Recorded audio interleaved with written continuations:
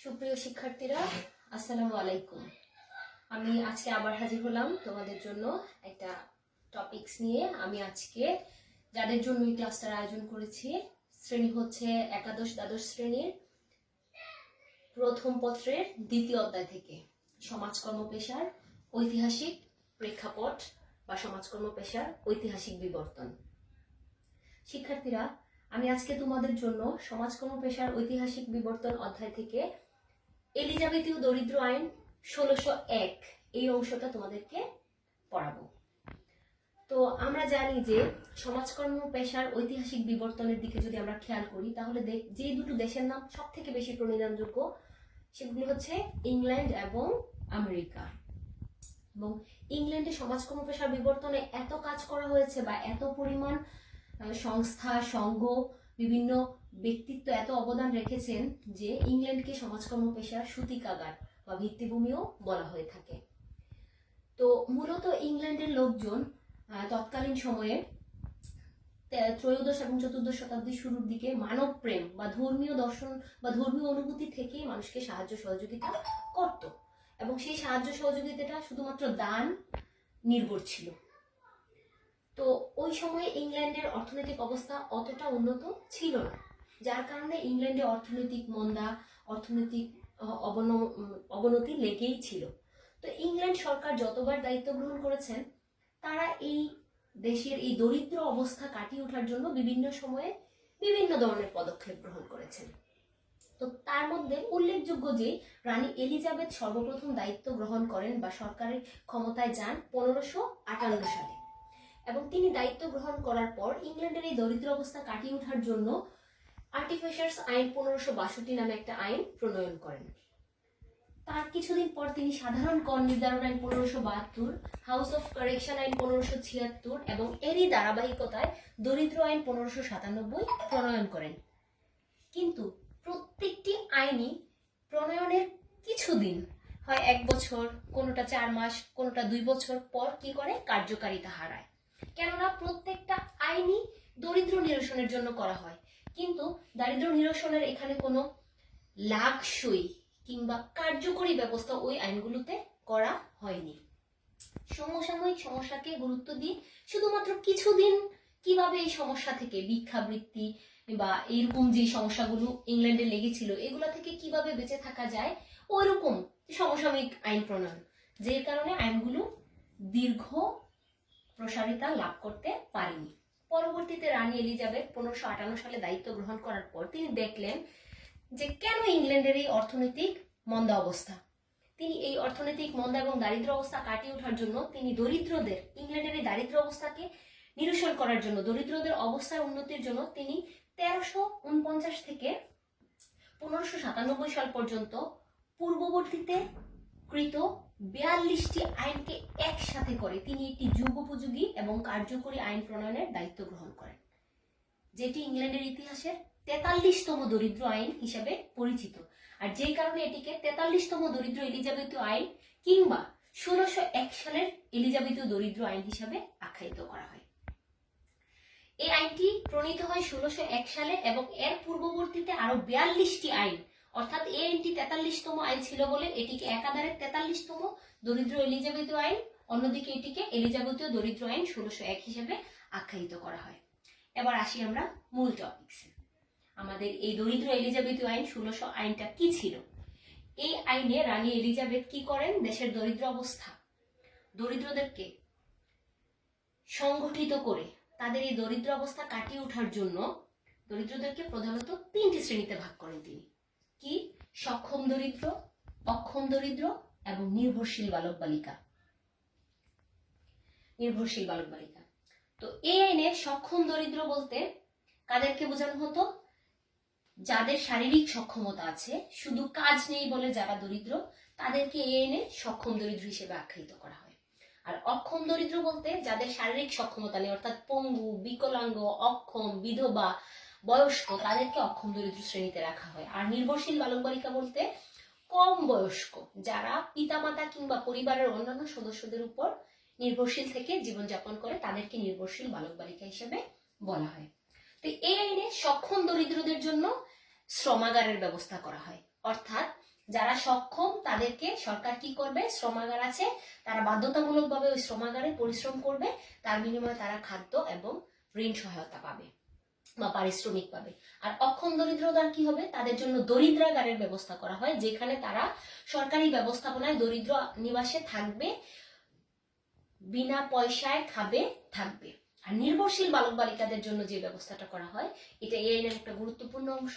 এই আইনে নির্ভরশীল বালক বালিকাদের জন্য কি করা হয়, প্রথমত একটা অ্যানাউন্সমেন্টের মাধ্যমে যদি কোনো আগ্রহী ব্যক্তি তাদেরকে দত্তক নিতে রাজি থাকে, তাহলে এই নির্ভরশীল বালক বালিকাদেরকে দত্তক দেওয়া হয়। আর যদি দত্তক গ্রহণকারী কাউকে না পাওয়া যায়, তাহলে নির্ভরশীল বালক বালিকার আত্মীয় স্বজনদের মধ্য থেকে সর্বনিম্ন খরচে যারা রাখতে পারবে তাদের ঘরে তাদেরকে দেওয়া হয়। এটাকে লোয়েস্ট বিডার বলা হয়। এই গেল 3 শ্রেণী: সক্ষম দরিদ্র, অক্ষম দরিদ্র, নির্ভরশীল বালক বালিকা। এবং তাদের জন্য এই দরিদ্র আইনে কি ব্যবস্থা রাখা হয়, এই ছিল মোটামুটি এলিজাবেথীয় দরিদ্র আইন 1601। এবার আমরা যদি দেখি এই আইন বাস্তবায়ন কিভাবে করে এবং এই আইন বাস্তবায়নের ফলে ওই দেশে কতটুকু কার্যকারী হয় এই আইনটা, বা ওই দেশের দরিদ্র অবস্থা নিরসনের জন্য এই আইনটা কতটুকু যুগোপযোগী ছিল। এই আইনও বেশি দিন কার্যকারিতা লাভ করতে পারেনি, কেননা এই আইনের ছিল বিশেষ কতগুলো ত্রুটি। কি ত্রুটি ছিল, আমরা যদি ত্রুটিগুলোর দিকে তাকাই তাহলে আমরা দেখতে পাবো যে ত্রুটিগুলোর দিকে তাকালে প্রথমত এই আইনে আমি বলেছি যে সক্ষম দরিদ্রদের জন্য দরিদ্রাগারের ব্যবস্থা ছিল, কিন্তু সক্ষম দরিদ্রদের জন্য শ্রমাগারের ব্যবস্থা ছিল। কিন্তু এই আইনের অন্যতম ত্রুটি যেটা ছিল, এই শ্রমাগারে দরিদ্রদেরকে জোরপূর্বক শ্রমে বাধ্য করা হতো এবং তাদেরকে অমানসিক পরিশ্রম করানো হতো এবং তাদের শারীরিক সক্ষমতার তুলনায় তাদেরকে দিয়ে বেশি শ্রম করানো হতো, যার কারণে সক্ষম দরিদ্ররা ওই শ্রমাগারে শ্রম করতে বা শ্রম দিতে আগ্রহ হারিয়েছিল।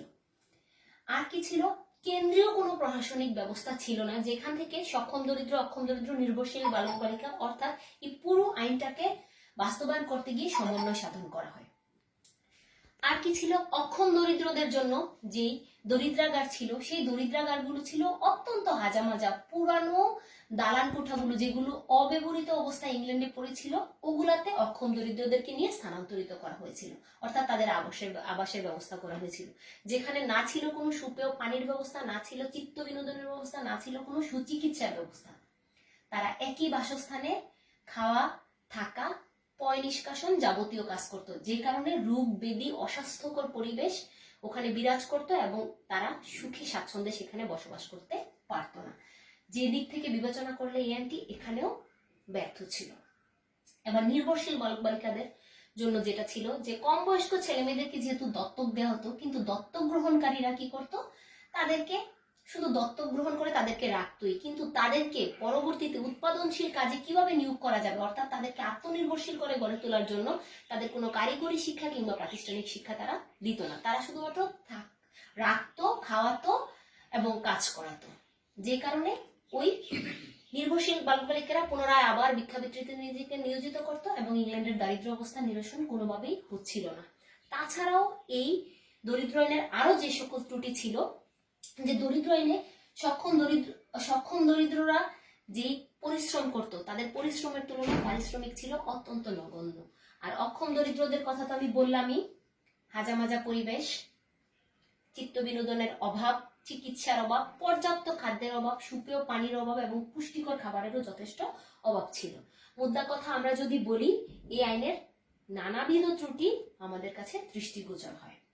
সর্বশেষে আমি যেটা বলবো যে আমাদের বাংলাদেশে এই আইন প্রয়োগের সম্ভাব্যতা কতটুকু। বাংলাদেশও তোমরা জানো যে বাংলাদেশ তৃতীয় বিশ্বের একটি উন্নয়নশীল দেশ, যদিও বাংলাদেশ বর্তমানে মধ্যম আয়ের দেশে পরিণত হচ্ছে বলে আমরা জানি, কিন্তু বাংলাদেশেও ইংল্যান্ডের মতো ভিক্ষাবৃত্তি একটা জাতীয় সমস্যা, যেখানে প্রতিনিয়ত ভিক্ষাবৃত্তি লেগেই আছে। মানুষ হাত পাতে সাহায্যের জন্য, উৎপাদনশীল কাজে নিজেকে ততটা নিয়োজিত করে না, কারিগরি জ্ঞানের অভাব।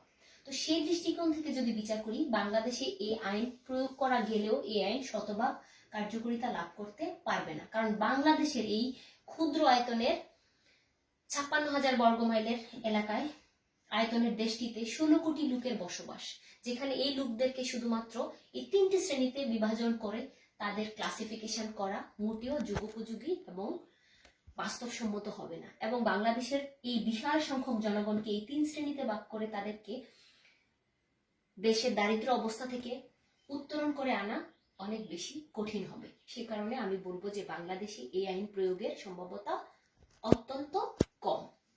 তো শিক্ষার্থীরা, আমি আজকে যেই দরিদ্র আইন নিয়ে, শুধু এলিজাবেথীয় দরিদ্র আইন 1601 নিয়ে তোমাদের সঙ্গে আলোচনা করলাম, এটা থেকে পরীক্ষার অবশ্যই এই অধ্যায় থেকে প্রশ্ন থাকেই। আমরা যদি বিগত বোর্ড পরীক্ষার প্রশ্নগুলোর দিকে তাকাই, তাহলে আমরা দেখতে পাবো যে প্রতিটা পরীক্ষায় এলিজাবেথীয় দরিদ্র আইন থেকে কোনো না কোনো প্রশ্ন এসেছে। সেই কারণে আমি তোমাদেরকে বলবো, তোমরা এই এলিজাবেথীয় দরিদ্র আইন, এই আইনে মোটামুটি দরিদ্রদের শ্রেণী বিভাগটা দেখবে, উল্লেখযোগ্য আইনগুলো কি প্রণীত হয়েছিল সেটা দেখবে, এই আইনটা বাস্তবায়নের প্রক্রিয়াটা কি ছিল, এবং এই আইন বাস্তবায়নের ফলে কি কি ত্রুটি ছিল, এবং এটা বাংলাদেশে প্রয়োগ করা যায় কিনা সেটুকু তোমরা খেয়াল করবে, এবং এই হিসাবে তোমরা প্রস্তুতি গ্রহণ করবে। শিক্ষার্থীরা, আজকে তোমাদের জন্য আমার এটুকুই ছিল আলোচনা। তোমরা ভালো থাকো, পড়াশোনার সাথে থাকো, যার যার ঘরে অবস্থান করো। আসসালামু আলাইকুম।